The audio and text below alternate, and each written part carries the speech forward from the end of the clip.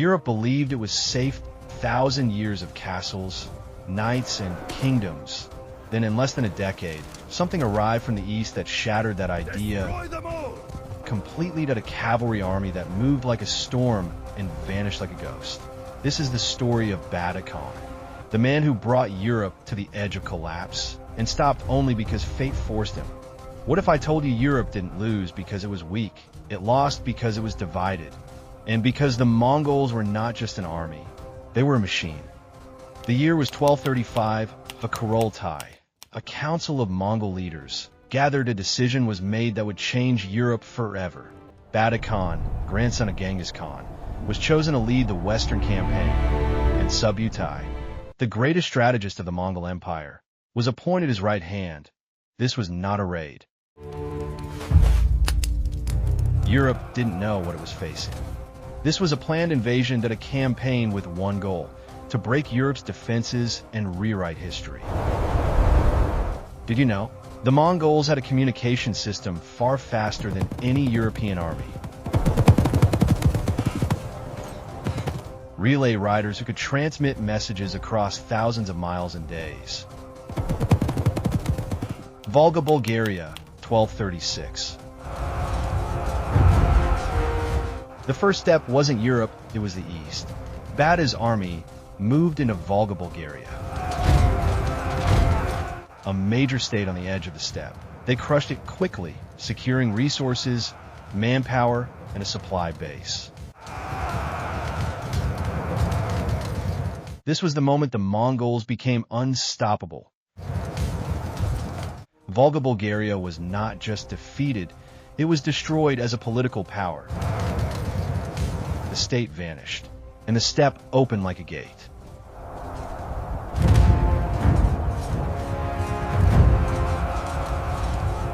The Rus campaign, 1237 to 1240. Now the Mongols turned toward the Rus principalities. Cities fell one after another. Ryazan, destroyed in 1237. Vladimir, demolished in 1238. Kiev, captured in 1240. This wasn't conquest, it was a warning. Did you know? The Mongols often offered surrender terms, but if the people refused, accept these terms and your people will be spared. The Mongols punished entire populations as an example. Europe watched in fear because the Mongols were not just winning battles, they were building a reputation. The division of forces, 1241. The most dangerous decision came in 1241. Batu didn't send one army.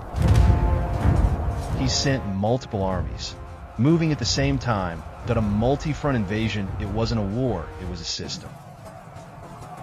Europe had no single leader and no unified defense, in no way to respond. The Mongols attacked like lightning, striking simultaneously across Central Europe. Attack! Kill them all! Retreat! Retreat! Battle of Legnica, 1241. A European army gathered in Poland, knights, banners, and hope. They thought they could stop the Mongol storm. They were wrong. Break them here today! For Silesia! The Mongols defeated them in hours, and a Christian army was destroyed so quickly that Europe realized. The Mongols could strike anywhere and vanish before anyone could chase them. Battle of Mohi, 1241. Hungary prepared its army. They built walls. They gathered knights. They believed their kingdom could withstand the storm. Then came Mohi. The Mongols used feigned retreats and traps. They surrounded the Hungarian army. They annihilated it. Did you know? The Mongols used coordinated retreat tactics, forcing enemies into traps, then striking with full force. The battlefield turned into a slaughter. The river ran red. Hungary collapsed. Europe was now facing a new reality. The Mongols were not just powerful, they were unstoppable. The sudden withdrawal, 1242. Then, something changed. The Khan is dead. We must return east to fulfill our duty to the Golden Family. The Mongols stopped. They withdrew from Central Europe in 1242 to Why? Because the great Khan Ogedai died. The Mongol leaders had to return for the Kurultai. Europe survived, but only by luck. If Ogedai had not died, Europe may have been conquered completely. The Mongols were not defeated.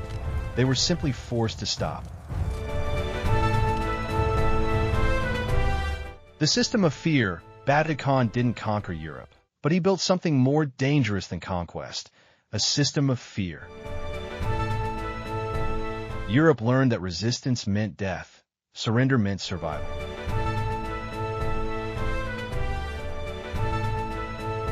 Some rulers paid tribute without being invaded.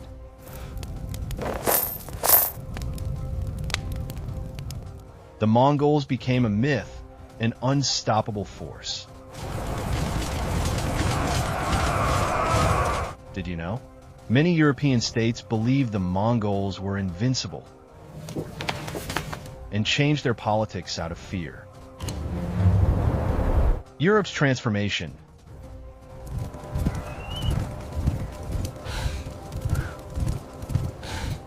Batu Khan changed Europe without conquering it. He exposed Europe's greatest weakness, division.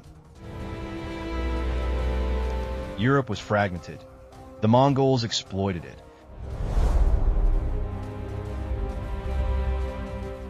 And after the invasion, Europe began to change. Military reforms, centralization of power, better communication systems, fear-driven diplomacy. Europe was no longer the same. Batu Khan did not just lead an army, he built a machine of speed, terror, and control. Europe survived only because fate intervened, but the warning remained. Europe almost fell. It would never forget. But if you want more stories like this, hit subscribe and tell me in the comments. What would happen if the Mongols returned today?